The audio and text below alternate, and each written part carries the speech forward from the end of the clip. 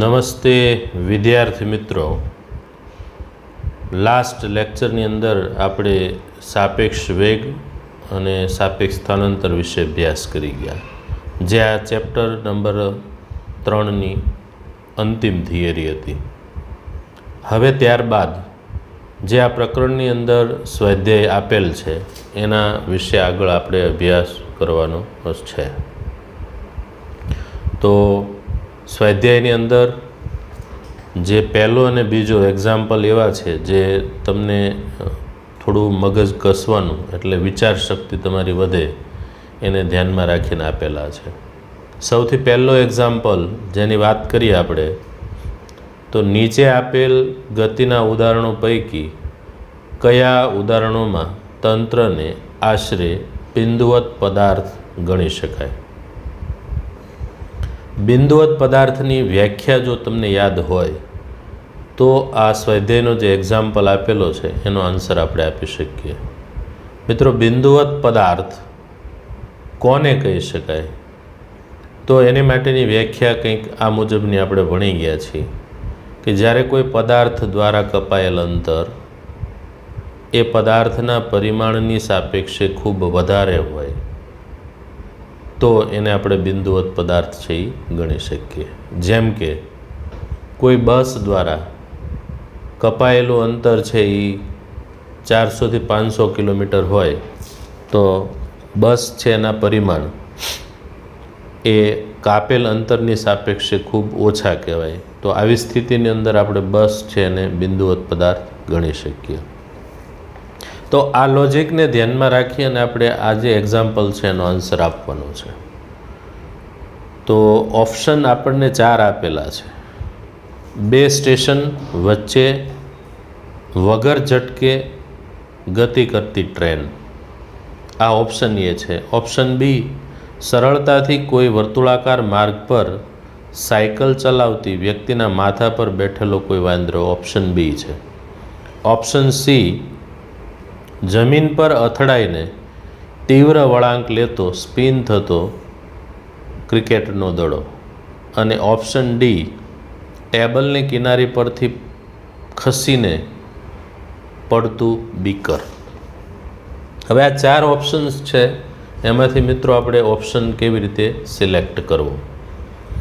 તો એ ઓપ્શન છે એમાં તમે જોઈ શકો કે 2 સ્ટેશન વચ્ચેનું અંતર ખૂબ વધારે હોય, એની સાપેક્ષે ટ્રેનની લંબાઈ આપણે ધ્યાનમાં લઈએ તો લંબાઈ ખૂબ નાની કહેવાય. તો ટ્રેન છે એને આપણે બિંદુવત પદાર્થ ગણી શકીએ, માટે ઓપ્શન એ છે એ સિલેક્ટ થશે. ઓપ્શન બી, સરળતાથી કોઈ વર્તુળાકાર માર્ગ પર સાયકલ ચલાવતી વ્યક્તિના માથા પર બેઠેલો કોઈ વાંદરો. હવે મિત્રો, કોઈ વ્યક્તિ છે એ સાયકલ ચલાવતો હોય અને એ વ્યક્તિના માથા ઉપર બેઠેલો વાંદરો, વ્યક્તિનું માથું છે એ નાનું હોય, એની ઉપર પાછો વાંદરો બેઠેલો, એટલે વાંદરાનું પરિમાણ આપણે ગણી લઈએ, સૂક્ષ્મ હશે. નાનો વાંદરાની વાત કરી લઈએ. અને સાયકલ દ્વારા જે કપાયેલું અંતર છે વર્તુળાકાર માર્ગનું, એ અંતરની સાપેક્ષે એ વાંદરાનું પરિમાણ નાનું હોય તો આપણે એને પણ બિંદુવત પદાર્થ ગણી શકાય. બરાબર? તો ઓપ્શન બી પણ આવશે. હવે ઓપ્શન સીની વાત કરીએ તો જમીન પર અથડાઈને તીવ્ર વળાંક લેતો સ્પિન દડો, ક્રિકેટનો બોલની વાત છે. જમીન ઉપર અથડાઈને તીવ્ર વળાંક, તરત જ વળાંક લે છે, તો એ અથડાયા બાદ એણે કાપેલું અંતર છે એ અંતર બહુ ઓછું હશે, એની સાપેક્ષે દડાનું પરિમાણ છે આપણે અવગણી શકીએ એમ નથી, માટે ઓપ્શન સી આવશે નહીં. ટેબલની કિનારી પરથી ખસીને પડતું બીકર. હવે ટેબલ છે એના પરથી કોઈ બીકર પડતું હોય તો ટેબલની હાઇટ છે એની સાપેક્ષે બીકરનું પરિમાણ છે એ આપણે અવગણી શકીએ નહીં. માટે સી અને ડી એવા ઓપ્શન્સ છે કે જેમાં જે આપણે વ્યાખ્યા ભણી ગયા છીએ, બરાબર છે, એ મુજબ આપણે એને બિંદુવત પદાર્થ ગણી ન શકીએ, પરંતુ એ અને બી છે એને આપણે બિંદુવત પદાર્થ ગણી શકીએ. માટે આપણો જે એક્ઝામ્પલ છે એનો આન્સર આવશે એ અને બી. ઓકે, તો નોટ કરી લેશો એ અને બી. બરાબર? હવે મિત્રો,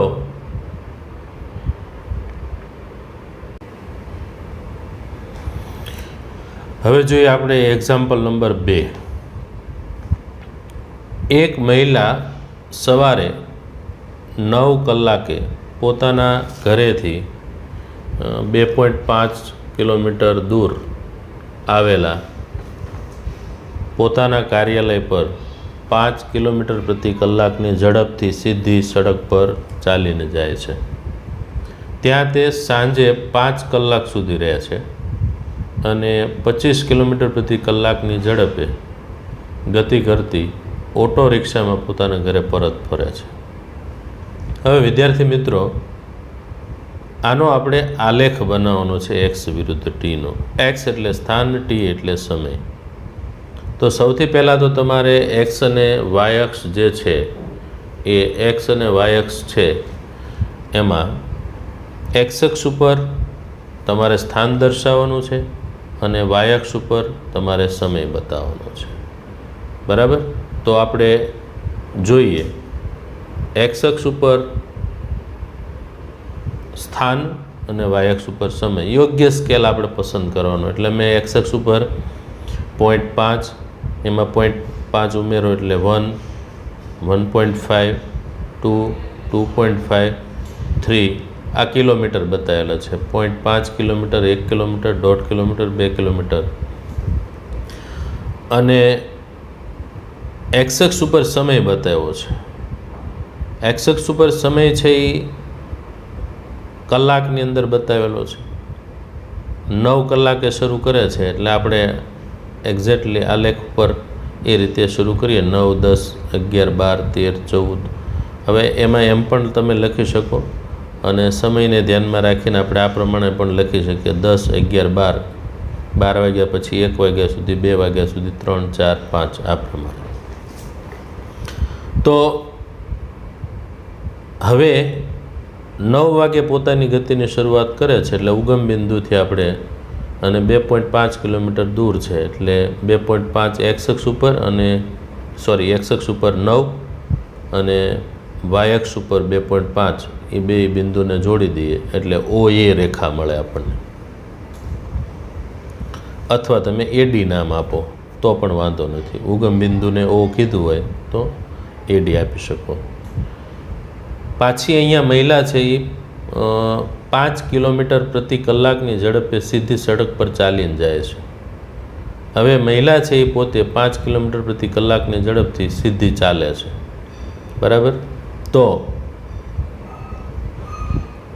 મેં અહીંયા આલેખની અંદર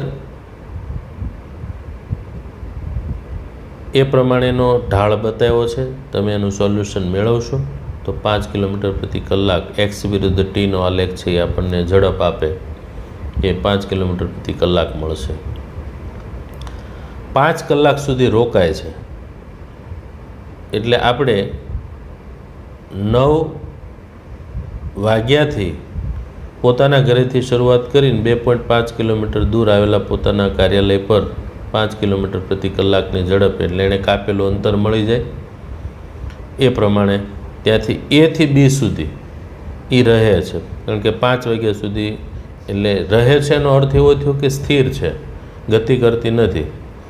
તો એનું સ્થાન બદલાતું નથી. તો આપણે એને સીધી જ એક્સ અક્ષને સમાંતર લાઈન એ બી બતાવી દઈશું. બરાબર? હવે 25 કિલોમીટર પ્રતિ કલાકની ઝડપે ગતિ કરતી ઓટો રિક્ષામાં એ પાછી ઘરે ફરે છે એટલે સી બિંદુ એનું ઘર છે. તો આ આખો જે આલેખ છે એક્સ વિરુદ્ધ ટીનો એ આપણે મેળવી લીધો છે. હવે આલેખની અંદર સ્ત્રી જે જુદા જુદા વિભાગ છે એ વિભાગમાં જે સમય છે એ આપણે કેવી રીતે નક્કી કર્યો એ બધી કેલ્ક્યુલેશન્સ છે એ નીચે તમને આપી દીધી છે. ઓફિસ જવા માટે લાગતો સમય શોધવો હોય તો વેગ ભાગ્યા અંતર થાય. વેગ આપી દીધો છે, અંતર પણ આપી દીધું છે, તો આપણને સમય મળી જાય. એટલે એ મહિલાને 30 મિનિટ જેટલો ટાઈમ લાગશે, 0.30 મિનિટ. પછી મહિલા જ્યારે પાછી ફરતી હોય મિત્રો, તો પાછી ફરે છે ત્યારે એને કેટલો ટાઈમ લાગે છે? તો 9:30 AM થી 5 વાગ્યા સુધી તો એ ઓફિસમાં રહેવાની છે. આ સમયગાળા દરમિયાન એનું સ્થાનાંતર છે એ 2.5 કિલોમીટર જ રહેવાનું છે. પાછી ફરે એ 25 કિલોમીટર પ્રતિ કલાકની ઝડપથી પાછી ફરે છે.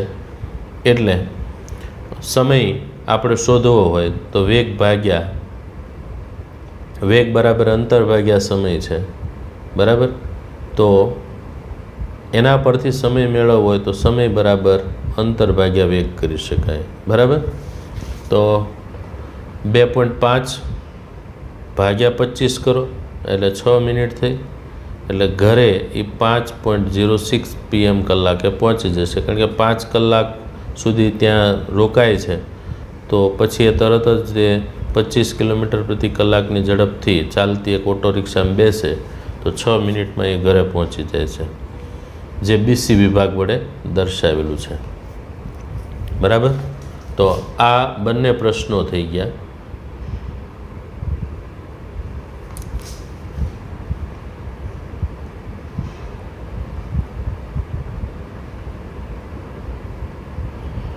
સ્વાધ્યાયનું એક્ઝામ્પલ નંબર 3 જોઈએ મિત્રો. એમાં પણ x વિરુદ્ધ t નો આલેખ જ તમારી પાસે માંગ્યો છે. એક દારૂડિયો એક સાંકડી ગલીમાં 5 પગલાં આગળ વળે છે અને 3 પગલાં પાછળ વળે છે. સ્વાભાવિક છે, બહુ પી ગયેલી અવસ્થામાં હશે, જેના કારણે આવી સ્થિતિ બની હશે કે પોતે 5 ડગલા આગળ પડતો હોય અને 3 ડગલા પાછળ પણ નિયમિતપણે ભરે છે. ત્યારબાદ ફરીથી 5 ડગલા આગળ ભરે છે અને 3 ડગલા પાછળ ભરે છે. આ રીતે એ ચાલતો રહે છે. તેનું દરેક પગલું છે 1 મીટર લંબાઈનું છે. તે માટે 1 સેકન્ડ જેટલો સમય લે છે. તો આનો અર્થ એવો થયો કે 1 સેકન્ડમાં 1 મીટર જેટલું અંતર કપાતું હશે. તો એની x વિરુદ્ધ t નો આલેખ દોરો અને આલેખી રીતે કે અન્ય કોઈ રીતે તમે નક્કી કરો કે તેની ગતિના પ્રારંભ બિંદુથી 13 મીટર દૂર એક ખાડો આવેલો છે. એ ખાડામાં એ કેટલા સમય બાદ પડશે. તો સૌથી પહેલાં મિત્રો x વિરુદ્ધ t નો આલેખ દોરવા માટે અહીંયા સ્થાન વિરુદ્ધ સમયનો આલેખ દોરવાનો છે. એટલે 1 સેકન્ડમાં 1 મીટર જેટલું અંતર કપાતું હોય તો 5 સેકન્ડની અંદર 5 મીટર જેટલું અંતર કપાય. એટલે 5 ડગલા આગળ ભરે, બરાબર. તો એ 5 મીટર જેટલું અંતર થયું અને એની માટે સમય લાગશે 5 સેકન્ડ. એટલે દરેક ડગલામાં 1 મીટર જેટલું અંતર કપાય છે અને એની માટેનો સમય 1 સેકન્ડ જેટલો એવું ક્વેશ્ચનમાં આપણને આપી જ દીધું છે ઓલરેડી.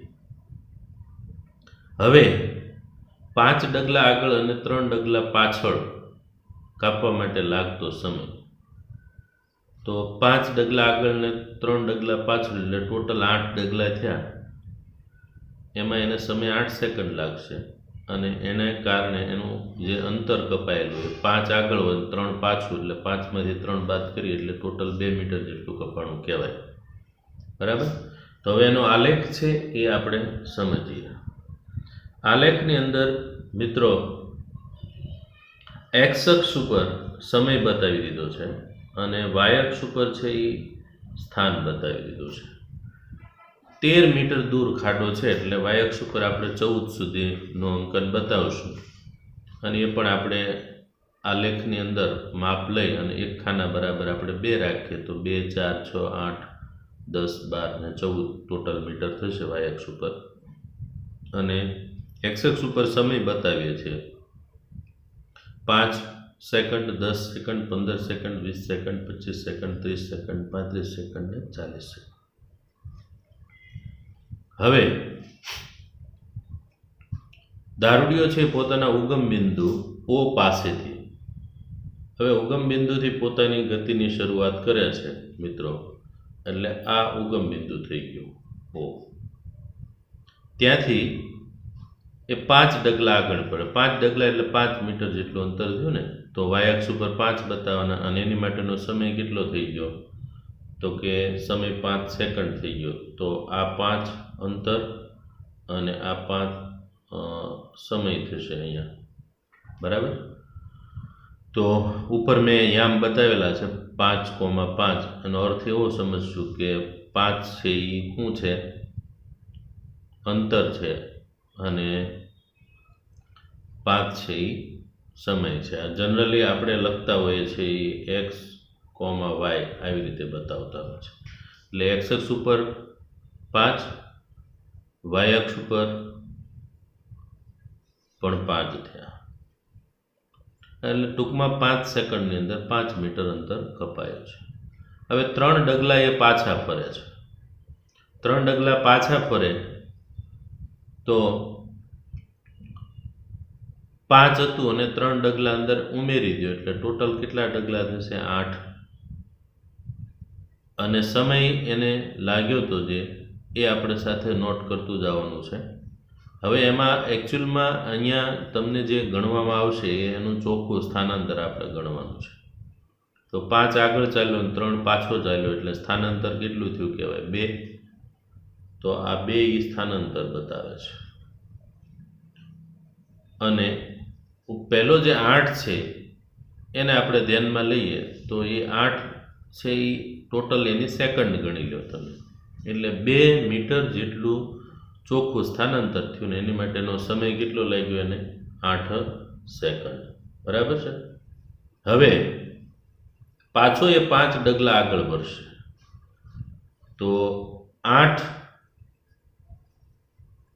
ને 5 થશે 13. કારણ કે 5 ડગલા આગળ ભરવા માટે એને પાછો 5 સેકન્ડ જેટલો ટાઈમ લાગવાનો છે. અને એની સામે 2 જે ચોખ્ખું સ્થાનાંતર હતું એમાં 5 ઉમેરો એટલે થઈ જશે મિત્રો અહીંયા પહોંચી જશે.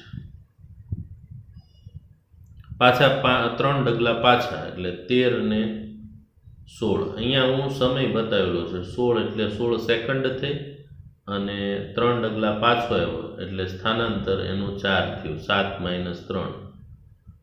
પાછા 5 ડગલા આગળ જશે એટલે અહીંયા પહોંચી ગયો તો 16 ને 5 21 સેકન્ડ થયું અને સ્થાનાંતર 4 ને 5 9 થયું.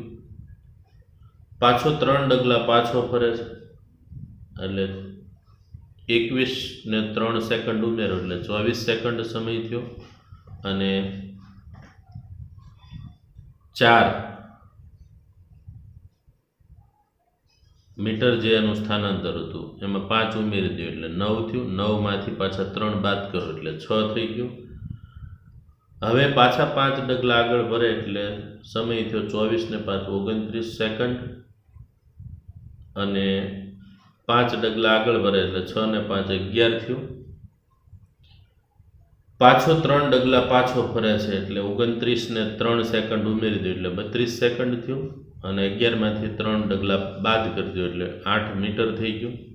પાછો 5 ડગલા આગળ ભરે છે એટલે 32 ને 5 સેકન્ડ ઉમેરી દો એટલે 37 એ સેકન્ડ છે અને 13 એ મીટર છે. તો આપણે જે એને સ્થાનાંતર કરાવવાનું છે મિત્રો એને 13 મીટર જેટલું સ્થાનાંતર કરાવવાનું છે. તો 13 મીટર સ્થાનાંતર કરાવવા માટે સમય જે લાગ્યો છે એ સમય કેટલા સેકન્ડ લાગ્યો કહેવાય? 37 સેકન્ડ. તો 37 સેકન્ડે એ ખાડામાં દારૂડિયો છે એ પડી જવાનું છે. ઓકે, તો નોટ કરી લેશો આને.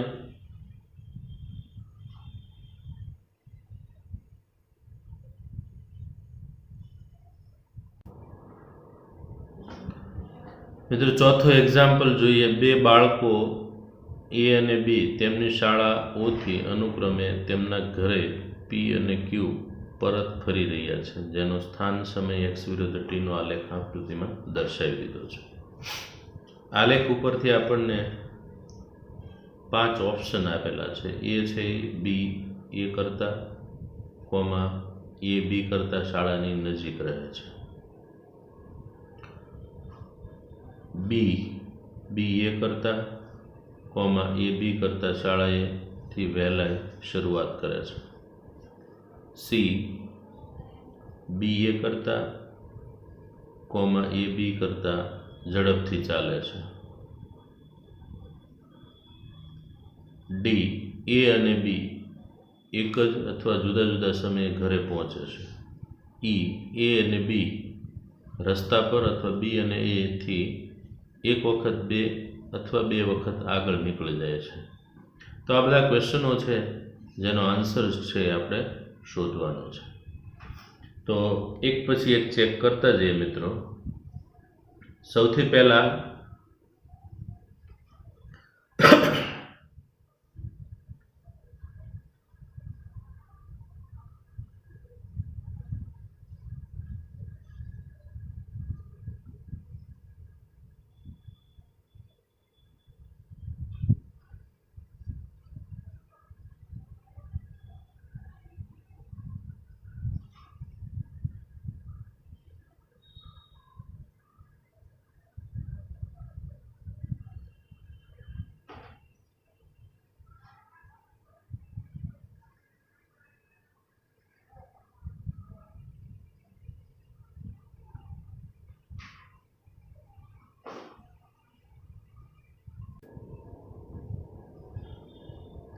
એ ઓપ્શન જે છે એ આલેખ ઉપરથી આપણે એવું કહી શકીએ મિત્રો કે એની શરૂઆત છે એ ઉગમ બિંદુથી થાય છે અને બીની શરૂઆત છે એના પછી ત્યારબાદ થોડીક આગળથી થાય છે. એટલે મતલબ ઓ ક્યુ અને ઓ પી આ બે એક્સ અક્ષ ઉપર જુઓ મિત્રો.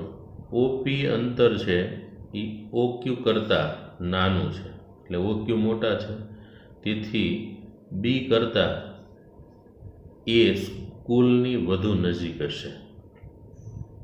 આલેખ તમારે જે જોવાનો છે એનો આલેખ છે, બરાબર છે, અને બીનો આલેખ છે. એને મેં ડોટેડ લાઇનથી આ પ્રમાણે એક્સ અક્ષ અને વાય અક્ષ સાથે જોડી દીધા છે.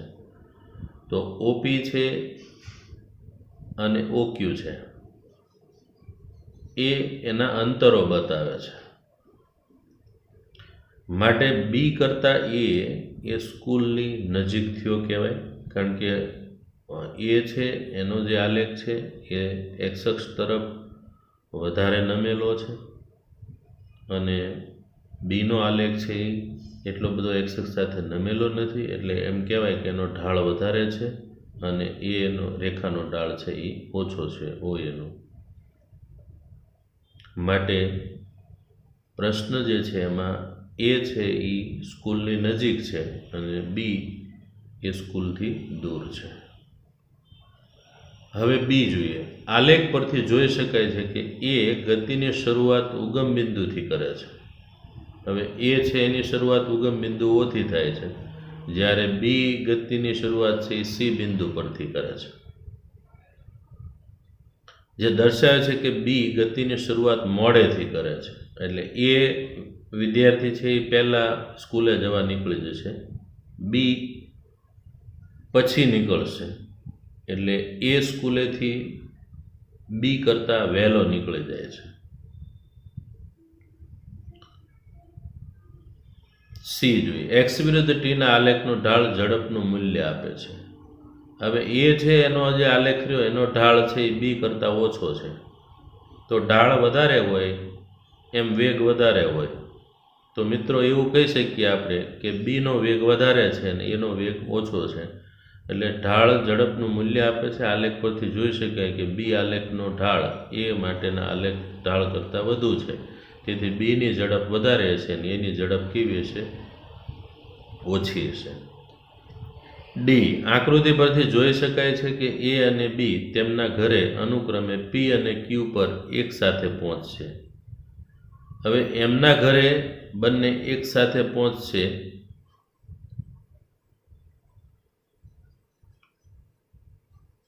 આકૃતિ પરથી જોઈ શકાય એ અને બી તેમના ઘરે અનુક્રમે પી અને ક્યુ પર એક સાથે પહોંચવાના. હા, એકને વધારે જેને અંતર કાપવાનું સ્વાભાવિક છે, બીને વધારે અંતર કાપવાનું, પણ બીનો વેગ વધારે છે ઓ ક્યુ અંતર, જ્યારે એને ઓછું અંતર કાપવાનું, એનો વેગ ઓછો છે, એટલે બંને એક સાથે ઘરે પહોંચશે.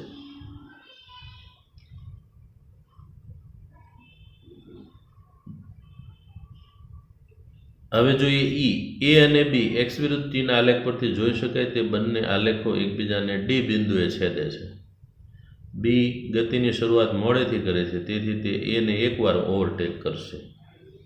ડી બિંદુ પાસે છેદે એનો અર્થ એવો થયો કે એ છે એ પોતાની ગતિની શરૂઆત વહેલા કરી દે છે પણ એનો વેગ ઓછો છે, બી છે એ ગતિની શરૂઆત એના પછી કરે છે પણ એનો વેગ વધારે છે, એટલે બી અમુક સમય પછી એનાથી આગળ નીકળી જશે, એટલે જ્યારે એ બી ઓવરટેક કરે એનાથી આગળ નીકળે ડી બિંદુએ બી આલેખ છેદે છે. બરાબર. તો આ રીતે જે એક્ઝામ્પલ્સ છે એને આપણા એના ઓપ્શન ઉપરથી એના આન્સર છે આપેલ છે. Okay, thank you. ફરી પાછા નેક્સ્ટ લેક્ચરની અંદર નેક્સ્ટ ટાઈમ મળશું.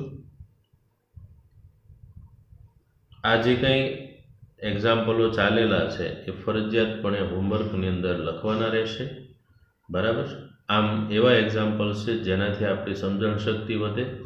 બોર્ડની એક્ઝામમાં કે સ્કૂલ લેવલની એક્ઝામમાં પૂછાય એવા નથી, પણ આનું જે લોજિક છે, જે આલેખ સમજવાની જે આપણી સમજણ શક્તિ છે એ વધે એ માટે એક્ઝામ્પલ આપેલા છે, એટલે ઉપયોગી ખરા. બરાબર.